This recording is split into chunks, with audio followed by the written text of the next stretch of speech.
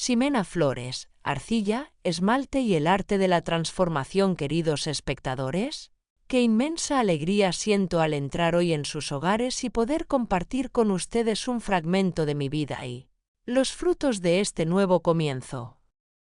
Mi nombre es Ximena Flores. Sí, tengo 79 años bien vividos y detrás de mí queda una existencia plena de lecciones. Desde que tengo uso de razón, he habitado esta ciudad ancestral en el barrio de Zapopan, Guadalajara. Esta ciudad ha sido testigo fiel de toda mi historia, tanto de mis momentos más luminosos y llenos de gozo, como de mis épocas más oscuras y dolorosas. Mi mayor pasión, que no se agota ni a esta edad, es mi taller de cerámica tradicional al que cuido con el alma. Este lugar es, en esencia, el centro de mi vida y de mi espíritu. Detengan un instante su mirada y contemplen estos estantes que me rodean, llenos de vasijas y botellas pequeñas con arcilla y esmaltes de 1000 colores y tonalidades. Al igual que una botica que antaño ofrecía remedios a los sufrientes, mi taller sirve a un propósito similar. Cada obra, cada forma única y mezcla de esmaltes, contiene un remedio artístico diferente, capaz de infundir paz y belleza a quien la lleva a su hogar. Mientras preparo estas fórmulas artísticas, amasando la arcilla, dándole forma en el torno, mi mente vuela libre. En esos instantes, viajo a través del tiempo, como si estuviera en una máquina, recorriendo mi pasado, mi presente y mi porvenir. Es, créanme, la terapia más efectiva que conozco. Cada pieza de cerámica que sale del horno es como un trocito de esperanza que ofrezco con mis propias manos al mundo.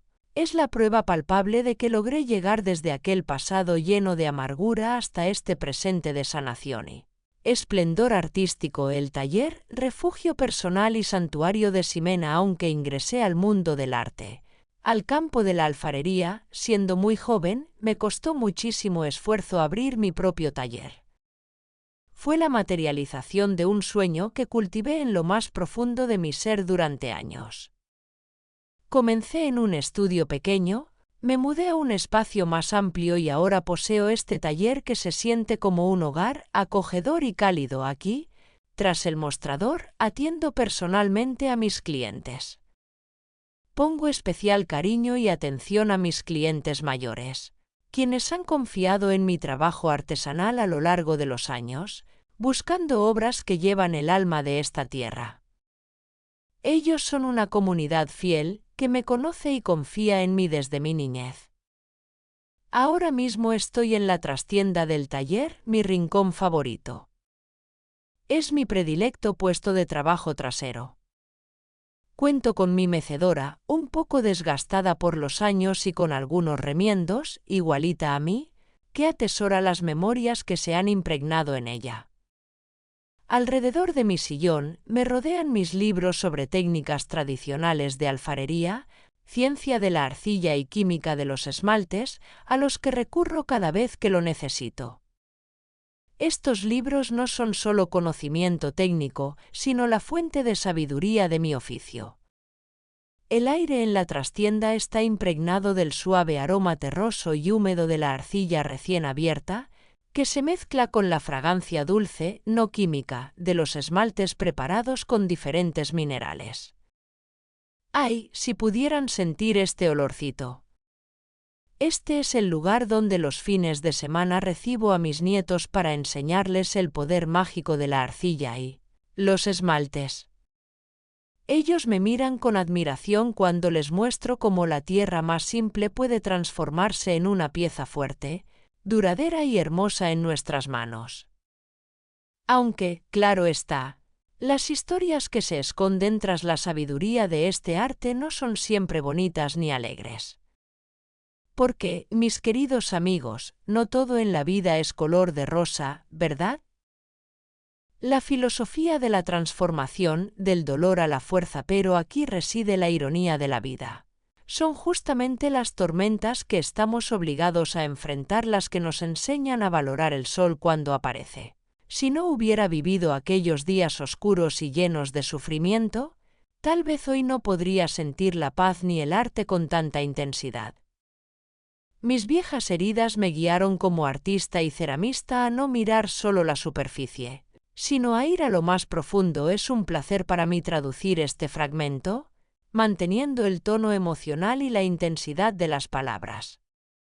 Guión bajo guión bajo guión bajo guión bajo guión bajo guión bajo guión bajo guión bajo guión bajo guión bajo guión ba.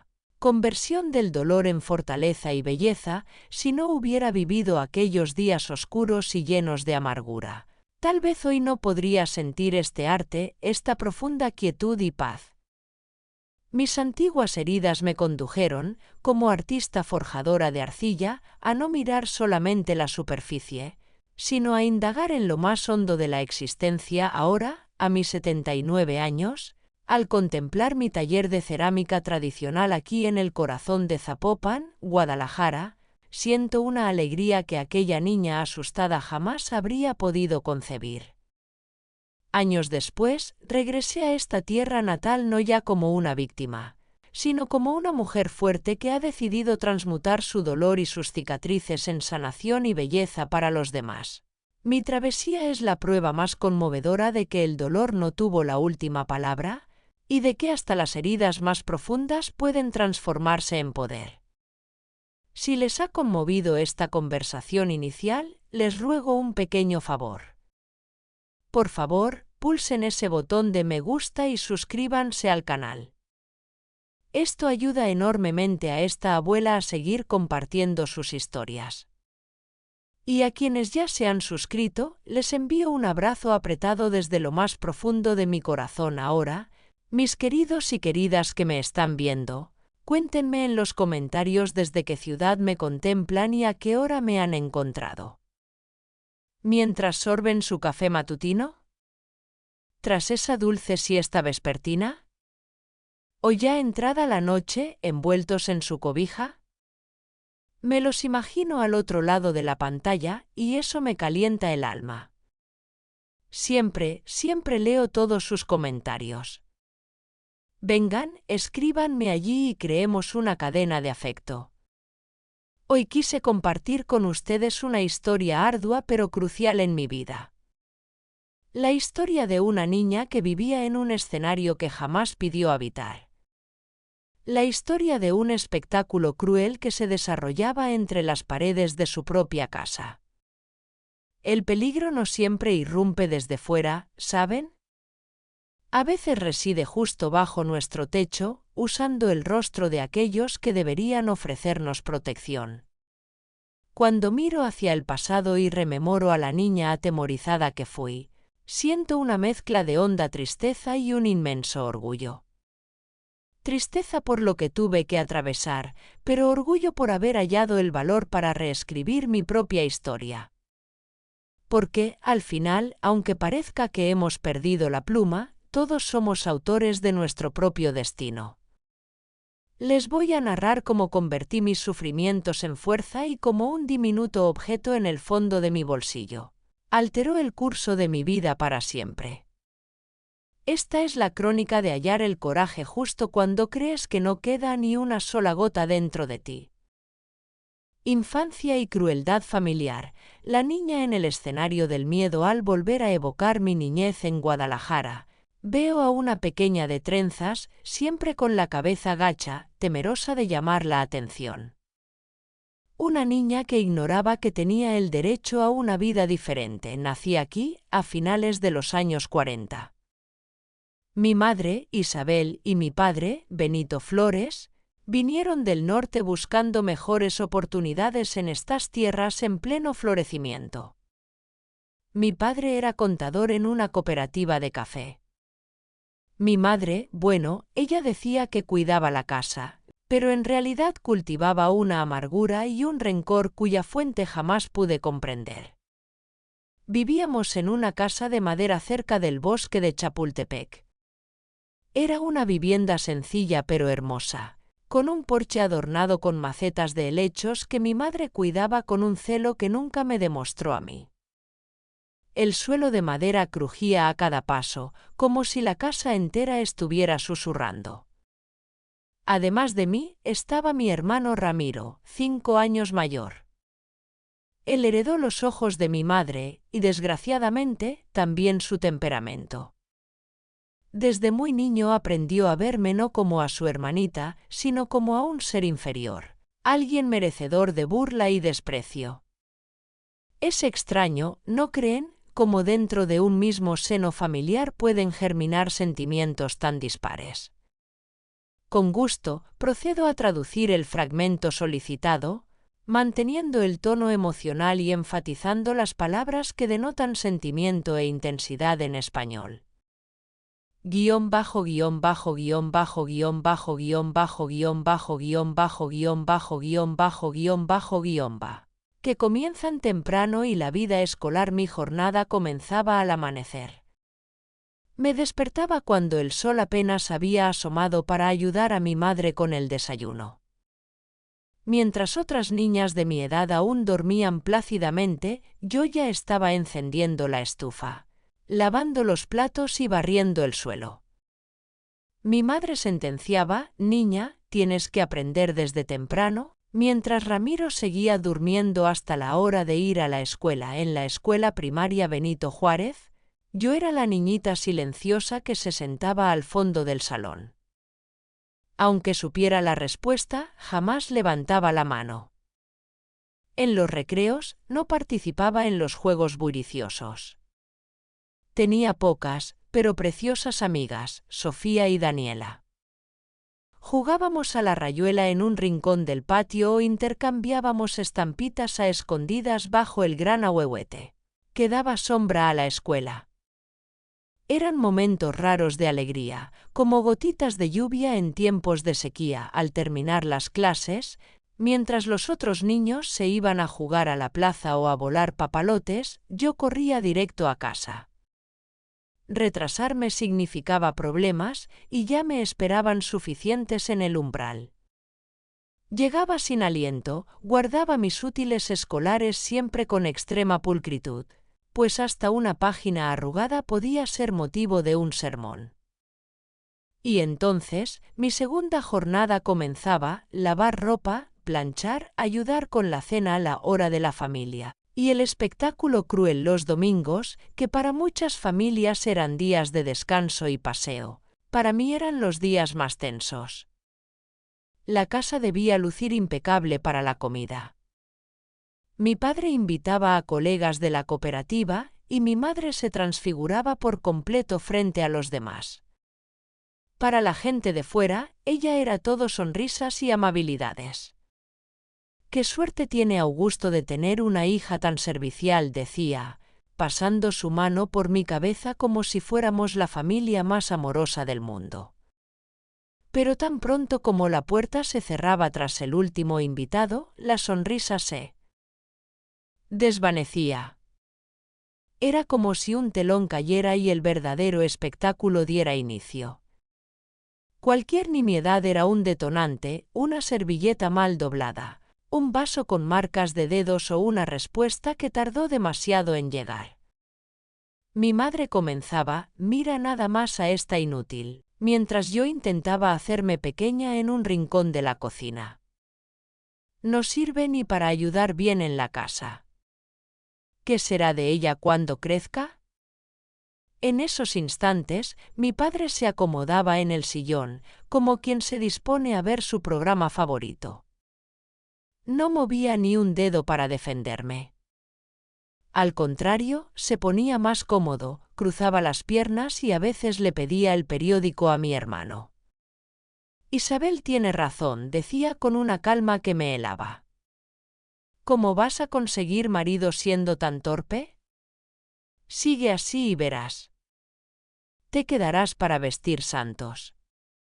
Mi hermano Ramiro era el peor.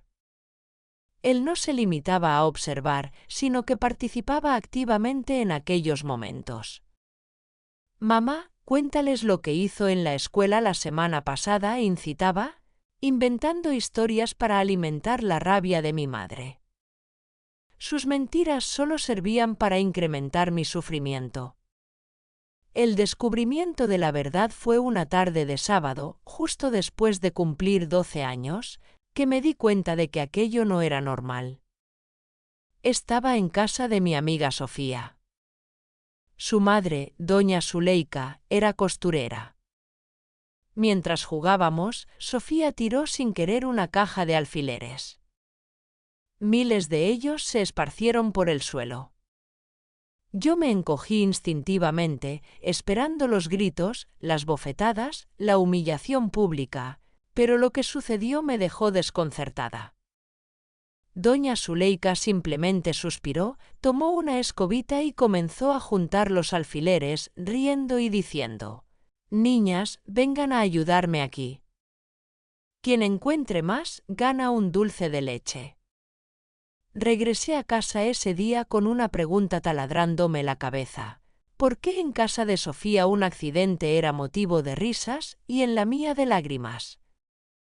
Con gusto, procedo a traducir el fragmento con la carga emocional y la intensidad requeridas. Guión bajo guión bajo guión bajo guión bajo guión bajo guión bajo guión bajo guión bajo guión bajo guión bajo guión ba. Noches, por su parte, eran el peor suplicio. Después de cenar, comenzaba aquello que mi padre denominaba la hora de la familia. Ellos se sentaban en la sala y me llamaban. «Ven acá, Ximena», decía mi padre. Su voz se escuchaba tranquila, pero a mí me congelaba el alma. «Cuéntanos cómo te fue en el día». Era una trampa. Siempre lo fue. Dijera lo que dijera, sería el preludio del espectáculo. Si contaba algo bueno, era una mentira. Si narraba algo malo, era porque me lo había merecido. Si me quedaba en silencio, se catalogaba como una insolencia. «Mira nada más a esta nanquina, Nancor», comenzaba mi madre. «Le damos techo, comida, ropa limpia y ni siquiera sabe hablar bien». Luego venían los pellizcos, disfrazados de supuestas caricias, los tirones de cabello que, para quien lo viera desde fuera, parecían un juego inocente. Mi hermano reía, mi padre incentivaba. «Esta niña necesita aprender, Isabel, enséñale bien». En los días más crueles, el juego escalaba, los pellizcos se convertían en bofetadas. Mientras yo lloraba y trataba de protegerme con mis delgados brazos, escuchaba las carcajadas. Ramiro se burlaba, «Mira su cara. Parece una de esas payasitas tristes del circo». Mi padre azuzaba a mi madre como si presenciara un partido de fútbol. «Más fuerte, Isabel. Esta solo aprende por las malas». Yo no podía entender por qué me odiaban tanto. ¿Qué había hecho yo mal? Cuestionaba por qué las personas que debían amarme sentían tanto placer mórbido al verme sufrir. Por las noches, sola en mi pequeño cuarto, me abrazaba a mi almohada y soñaba con el día en que todo sería distinto. Dormía con las marcas ardiendo en mi piel, pero con la diminuta esperanza de que quizás un día lograría escapar de ese escenario donde jamás pedí estar. El tiempo transcurrió y aquella niña de trenzas fue creciendo. Pero siempre mantenía los ojos bajos, siempre intentando ser invisible, pues en nuestra casa ser notada nunca era algo bueno. Significaba que pronto se abrirían las cortinas para otro espectáculo lleno de dolor. Primeros chispazos y la búsqueda de la voz, la escalada del tormento cuando Ximena cumplió 14 años, la atmósfera en nuestro hogar se transformó y no para bien. Fue como si el espectáculo se sofisticara, con nuevos actos y formas inéditas de humillación. Mi cuerpo empezaba a mostrar las primeras señales de la adolescencia, y esto perturbaba profundamente a mi madre. En la cena le decía a mi padre, señalándome como si fuera un objeto: «Mira a esta. Ya se cree una señorita, toda presumida. De aquí a poco querrá tener novio, andar de paseo». Mi padre bajaba el periódico lentamente, me examinaba por encima de sus lentes,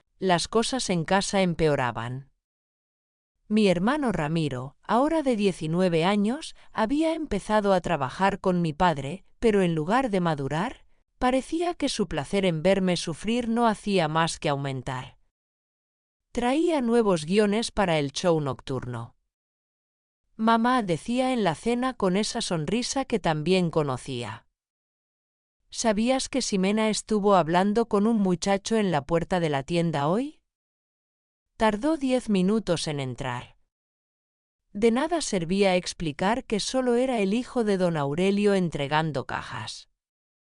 La mentira ya estaba plantada y el tema para el espectáculo de esa noche estaba fijado finalmente. Cuando cumplí 16 años, viví una noche particularmente atroz en la que me di cuenta de que no aguantaría mucho más. No hubo celebración por mi cumpleaños, jamás la había habido. Pero esa noche mi hermano trajo un regalo para alimentar el show, una nueva información. ¿Sabían? Comenzó en la cena, que Ximena anda escribiendo cositas en un cuadernito, poesías. ¿Lo pueden creer? Lo encontré escondido debajo de su colchón. Mi sangre se heló. Aquel cuaderno era mi único santuario, el único lugar donde podía plasmar en palabras todo lo que no podía decir. El maestro Ricardo me había alentado a escribir, diciendo que las palabras serían mi salvación algún día. Mi madre soltó el tenedor. ¿Qué? ¿Mostrando nuestra vida a los demás, escribiendo mentiras sobre nosotros? No, mamá, intenté explicar, con la voz a punto de desvanecerse. Son solo historias, cosas que imagino. Trae acá ese cuaderno, Ramiro. Mi padre ordenó, y mi hermano sonrió, levantándose de la mesa para buscar mi tesoro. Cuando regresó con el cuaderno azul en sus manos, sentí como si mi alma estuviera expuesta en una bandeja. Mi padre comenzó a leer en un tono burlón las pequeñas poesías que yo había escrito sobre pájaros libres, ventanas abiertas, cielos sin límites. Con gusto, aquí está la traducción del fragmento, manteniendo la carga emocional y utilizando vocabulario intenso. Empezó a leer en voz alta mis pequeños poemas. Mira nada más esto, se reía. ¿Te crees Octavio Paz ahora? ¡Qué vergüenza! Y entonces llegó el peor suceso. Mi madre arrebató el cuaderno de las manos de mi padre, caminó hacia la estufa de leña y, sin una pizca de titubeo, lo arrojó al fuego. Observé cómo las páginas se arrugaban, se oscurecían y se convertían en cenizas, llevándose consigo los únicos instantes en que me había sentido verdaderamente viva. Esto es para que aprendas, dijo volviendo a la mesa. En esta casa no hay secretos ni fantasías tontas. El espectáculo de esa noche fue especialmente cruel. Mientras mi madre me jalaba el cabello y me pellizcaba los brazos, recitaba fragmentos de mis poemas en un tono de burla hiriente. Mi padre y mi hermano reían y aplaudían. Ramiro narraba como un locutor deportivo, ahora va a llorar. Mírenle la cara, parece una actriz de telenovela triste. Mi padre instigaba a mi madre, más duro. El lugar de gente como ella no es escribiendo tonterías, es trabajando. Cuando finalmente me permitieron ir a mi cuarto, algo definitivamente había mutado dentro de mí. Miré el pequeño espejo agrietado en la pared y no reconocí a la persona que vi. Ya no había solo tristeza en mis ojos. Había algo nuevo, una pequeña chispa que se negaba a extinguirse, la decisión en el bolsillo, el gas pimienta. Al día siguiente, camino a la tienda, pasé frente a la farmacia de don Héctor. En el escaparate vi un pequeño frasco en promoción, gas pimienta. La etiqueta decía, para protección personal. Era caro para el poco dinero que tenía ahorrado, pero algo en mi interior me obligó a entrar y comprarlo. Mientras don Héctor envolvía el frasco, comentó: «Es peligroso que una jovencita ande sola de noche. Especialmente al volver del trabajo, haces bien en protegerte». Guardé el gas en el bolsillo de mi vestido y sentí el peso reconfortante que tocaba mi pierna. Era pequeño, pero, por alguna razón, me hizo sentir menos indefensa por primera vez en mi vida. Guión bajo, guión bajo, guión bajo, guión bajo, guión bajo, guión bajo, guión bajo, guión bajo, guión bajo, guión bajo, guión bajo. ¡Excelente! Nos adentramos en el momento más álgido y transformador de la historia. Esta parte narra la noche en que Ximena define su destino, rompiendo el papel de víctima pasiva para convertirse en la heroína de su propia vida. Nos apegamos a nuestra nueva construcción de personajes y escenario: Ximena Flores, sus padres Isabel y Benito, su hermano Ramiro, y el objeto de salvación, el gas pimienta. El acto final. La noche de la traición y la rebelión. Esa semana ocurrió un evento que lo cambió absolutamente todo. Regresaba de la tienda. El cielo de Guadalajara estaba tiñéndose de aquellos hermosos tonos morados y anaranjados del atardecer. Caminaba rápido porque sabía que cada minuto de retraso sería utilizado en mi contra más tarde. Al doblar la esquina de nuestra calle, escuché las carcajadas que provenían de nuestra casa. La ventana de la sala estaba abierta y las voces de mi padre y mi hermano llegaban nítidamente hasta la acera. «Hoy vamos a hacerlo diferente», decía mi padre, con un tono alegre, como si planeara un paseo divertido. «Cuando ella llegue, tú empiezas, Ramiro. Dices que la viste hablando con algún muchacho. Luego tu madre iniciará el show y nosotros fingiremos que la estamos defendiendo, solo para unirnos a la humillación después». «Buena idea», respondió la voz de mi hermano. «Va a ser gracioso verla toda confundida, creyendo por primera vez que tiene a alguien de su lado». Con gusto, aquí está la traducción del fragmento. Manteniendo la carga emocional y utilizando vocabulario que enfatiza el sentimiento. Guión bajo, guión bajo, guión bajo, guión bajo, guión bajo, guión bajo, guión bajo, guión bajo, guión bajo, guión bajo, guión bajo. Quedé allí, en la acera, temblando en cuerpo entero, escuchando. Esto no era simplemente una maldad irreflexiva. Ellos estaban planeando cada detalle de mi tormento como directores de un espectáculo macabro. «Esta niña es nuestra diversión, ¿no?», se rió mi padre. «No sé qué haríamos si no la tuviéramos para alegrar nuestras noches». Fue en ese instante preciso, parada en la banqueta, escuchando a mi propia familia conspirar para humillarme, que algo se quebró dentro de mí. O, quizás, sería más exacto decir que algo finalmente se reparó. La pequeña chispa en mis ojos creció, convirtiéndose en una llama viva que ya no podía ser contenida. Toqué el gas pimienta en mi bolsillo. No lo había comprado para protegerme de extraños en la calle. En lo más profundo de mi alma, siempre supe que el verdadero peligro estaba dentro de mi propia casa. La entrada a la trampa esa noche, no entré inmediatamente a la casa. Me quedé unos minutos en la acera, tomando respiraciones profundas, intentando ordenar mis pensamientos.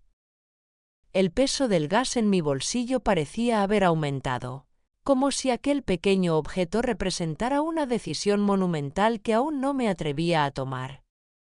Cuando finalmente entré, hice mi mayor esfuerzo por parecer normal, por no delatar que había escuchado la escalofriante conversación, pero algo en mí era irremediablemente distinto. Lo observaba todo con ojos nuevos, como si estuviera viendo una obra de teatro por milésima vez, pero comprendiendo por fin el guión completo. «Llegas tarde», comentó mi madre desde la cocina, sin siquiera mirarme. 15 minutos. «¿Qué estabas haciendo?» «Don Aurelio me pidió que organizara una entrega que llegó tarde», respondí, con un tono de voz más firme de lo habitual. Mi hermano miró a mi padre y adoptó aquella sonrisa que también conocía. Era el momento de iniciar el espectáculo, exactamente como lo habían planeado. Entrega, se rió Ramiro. ¿O andabas de novia con el hijo de aquel mecánico de la esquina? Te vi hablando con él esta mañana, todas sonrisas. Y así empezó. Mi madre soltó la cuchara con la que revolvía la sopa, sus ojos relampagueando de furia. Mi padre bajó el periódico lentamente, preparándose para observar. Y yo, por primera vez, no sentí solo miedo. Sentí un asco tan profundo, una náusea tan intensa, que casi me hizo vomitar. Entonces, ¿es eso lo que andas haciendo?, comenzó mi madre, acercándose como una tormenta inminente. Mientras nosotros nos matamos trabajando para mantenerte, para darte un techo, ¿tú andas ofreciéndote a cualquiera en la calle? Como siempre, negarlo de nada serviría. La verdad jamás importó en aquella casa. Lo único que importaba era el ritual, el show, el placer enfermizo que sentían al verme sufrir.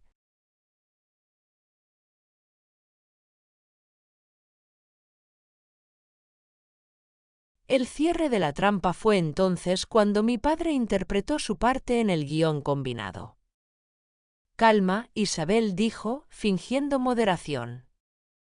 Vamos a escuchar lo que tiene que decir. Miré aquella falsa expresión de razonabilidad. Yo sabía lo que vendría después. Acababa de escuchar el plan completo por la ventana. Primero simularían defenderme, para después hacer la humillación aún más devastadora. ¿Es verdad eso, Ximena?, preguntó mi padre con falsa preocupación. No respondí, sabiendo que daba igual lo que dijera. ¿Ves, Isabel? La niña dice que no. Mi madre resopló, disconforme con la interrupción de su momento, pero mi padre continuó, y vi el placer cruel crecer en sus ojos. Si está mintiendo, merece un castigo mucho mayor. Después de todo, mentirle a los padres es la peor de las traiciones. Y así, la trampa se cerraba, tal como la había escuchado desde fuera de la casa. Ramiro ahora sonreía abiertamente, ávido por lo que vendría a continuación. El ritual continuó esa noche. Los tirones de cabello disfrazados de arreglo, los pellizcos en los brazos que dejarían marcas moradas al día siguiente. Las palabras crueles sobre lo nanquina, nancor, y lo tonta que yo era, y como jamás sería algo en la vida. Mira cómo se pone roja, comentaba Ramiro riendo. Parece un jitomate maduro. Mi madre apretó mi brazo aún más, sus uñas clavándose en mi piel mientras me sacudía. Tú no eres nada, me susurraba cerca del oído. No vas a lograr nada. Deberías agradecerme por enseñarte lo duro que es el mundo. El poder del gas pimienta. Cuando finalmente me permitieron ir a mi cuarto esa noche, no lloré como de costumbre. Me senté en el borde de la cama, el cuerpo dolorido, pero la mente extrañamente lúcida. Saqué el gas pimienta de mi bolsillo y lo examiné bajo la luz tenue que se filtraba por la ventana. La etiqueta decía, para protección personal. En lo más profundo de mi alma, siempre supe que el verdadero peligro estaba dentro de mi propia casa. En los días siguientes, una sutil transformación ocurrió en aquel hogar. Seguí yendo a la escuela, seguí trabajando en la tienda, seguí soportando el show nocturno, pero algo en mí era diferente.